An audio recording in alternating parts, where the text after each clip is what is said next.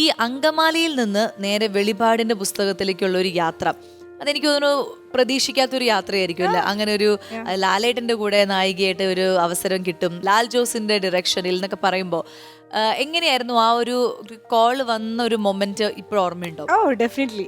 Call വന്നത് വീട്ടിലൊരു function അല്ല, ഫംഗ്ഷനോ, വീട്ടില് പല്ലൊക്കെ തേക്കാണ്ട് വെറുതെ ടിവിയുടെ മുമ്പിൽ കുത്തിരിക്കുക. ആരാ വിളിച്ചത്? ഡയറക്ടറാണോ? ഡയറക്ടർ അല്ല, വേറൊരു ചേട്ടൻ വഴിയെ വന്നു. ലാലിന്റെ ഒരു മൂവി വന്നിട്ടുണ്ടെന്ന് പറഞ്ഞു. ലാലോ ലാലോ നമുക്ക് ആ കൂടെ ലാലേട്ടൻ എന്നേ അറിയുള്ളൂ. ശരി കേക്കാം എന്തായാലും പറയുള്ളൂ. അന്ന് ഞാനിരുന്ന് ഫോൺ കട്ട് ചെയ്തിട്ട് ഹാപ്പി ആയില്ലെന്നൊക്കെ ചോദിച്ചു. ഞാൻ ഹാപ്പി. നമ്മൾ ഒരിക്കലും ലാലേട്ടൻ എന്ന് ചിന്തിക്കില്ല, കാരണം ലാലേട്ടന്റെ കൂടെ അഭിനയിക്കാറായോ ആ ഒരു ലാലേട്ടനാണെന്ന് ചിന്തിച്ചതേ ഇല്ല. Definitely not. അത് കഴിഞ്ഞപ്പോ പിന്നെ വന്നിട്ട് ലാൽജു സാറിന്റെ മൂവി വന്നിട്ടുണ്ടെന്ന് പറഞ്ഞു. ഞാൻ പറഞ്ഞു ഓക്കെ, കഥ ലാൽജു സാർ വിളിക്കും ഒരു ദിവസം. ഞാൻ ശരി. ലാലാരാ? അപ്പോൾ ലാൽജു സാറിന്റെ അടുത്താണ് ലാലിനൊപ്പണ്ട് അഭിനയിക്കണേന്നൊക്കെ പറയുന്ന.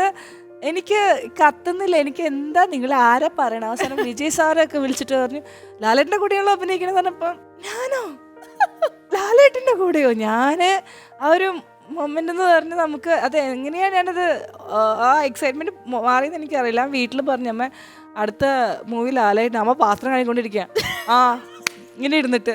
അല്ല, അമ്മയ്ക്ക് അത്രേ ഉള്ളൂ. അതിന്റെ ഇടയ്ക്ക് അമ്മ ചോദിക്കും, സാധാരണ ഒരാൾക്കാർ എപ്പോഴും റിയാക്ട് ചെയ്യുന്നത് അങ്ങനെ ആയിരിക്കും. അമ്മ ഒരു മൂവിയല്ലേ അഭിനയിക്കുള്ളൂ എന്ന് പറഞ്ഞേ എന്നും കൂടെ പറഞ്ഞു എന്റെ അടുത്ത്. ഞാൻ ഓക്കെ ശരി.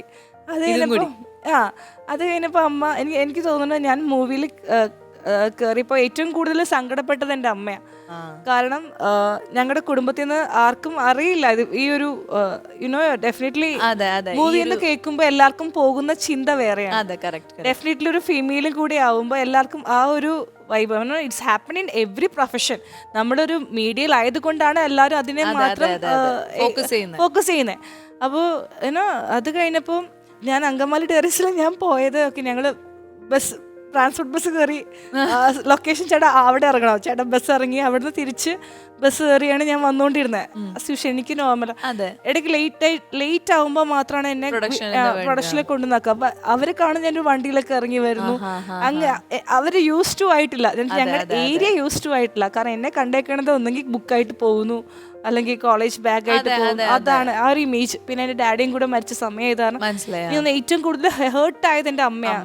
കാരണം അമ്മ നമുക്ക് രാവിലെ പള്ളി പോകുന്ന സ്വഭാവമുണ്ട്. പള്ളി പോയി കഴിയുമ്പോ ഒരു മീറ്റിംഗ് ഉണ്ടാവില്ല അവിടെ, കുർബാനയൊക്കെ കൊണ്ടിട്ട് തിരിച്ചു വരുന്ന ആ സമയം അങ്ങനെ കൂട്ടും കൂട്ടിരിക്കുന്ന. അപ്പൊ എനിക്ക് തോന്നുന്നു അമ്മ ഒന്ന് കരയുന്ന കണ്ടിട്ടുണ്ട്, ഇരുന്ന് കണ്ണ് തുടയ്ക്കുന്ന കണ്ടിട്ടുണ്ട്. അപ്പൊ അങ്ങനെ എനിക്ക് തോന്നുന്നു ആ ഒരു ഇതിന്ന് മാറിയത് പടം ഇറങ്ങിക്കഴിഞ്ഞ് ഞാൻ എല്ലാ അമ്മേനെ കൊണ്ടേ കാണിച്ചു.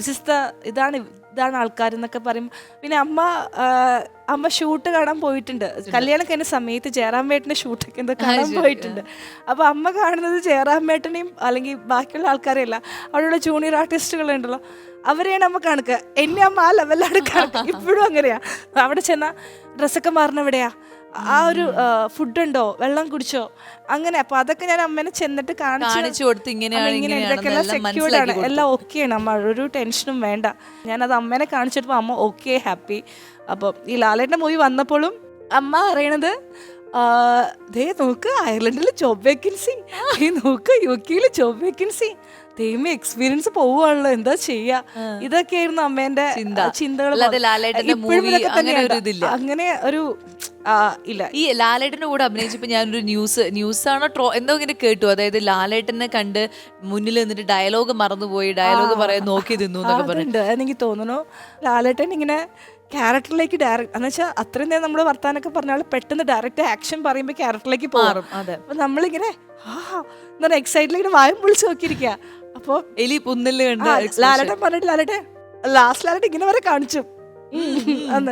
ഞാൻ ഇനിയുണ്ടോ പറയാ ലാലേട്ടൻ. കാരണം നമ്മള് TV കാണുന്നത് സംഭവം നേരിട്ട് കാണുമ്പോഴുള്ളൊരു അപ്പോഴേക്കും ലാൽജു സാറ് ബാക്ക് ചെയ്തിട്ട് സോറി ഞാൻ മറന്നു പോയതാണ്, എനിക്കറിയാം. ഞാൻ പക്ഷെ മുഴുകിപ്പോയതാ.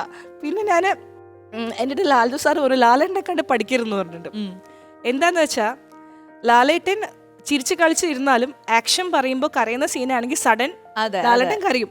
നമ്മൾ ആക്ഷൻ വല്ല ആ ചിരി കഴിഞ്ഞ് കരയാൻ പറഞ്ഞപ്പോഴേക്കും ലാലേട്ടൻ അവിടെ അഭിനയിച്ച് തുടങ്ങി. അവിടെ ഞാൻ അവിടെ എന്നൊരു എക്സ്പ്രഷൻ ഇടുമ്പോഴേക്കും അപ്പൊ എനിക്ക് പിന്നെ ഞാൻ ചെയ്യാറുള്ളത് നിങ്ങൾ ചിരിച്ചു കളിച്ചിരിക്കരുത്. ലാലേട്ടൻ കോമഡി ഒക്കെ പറയുമ്പോൾ ഞാൻ ഇങ്ങനെ ചിരിക്കില്ല, ഞാൻ ഇങ്ങനെ ഇരിക്കും.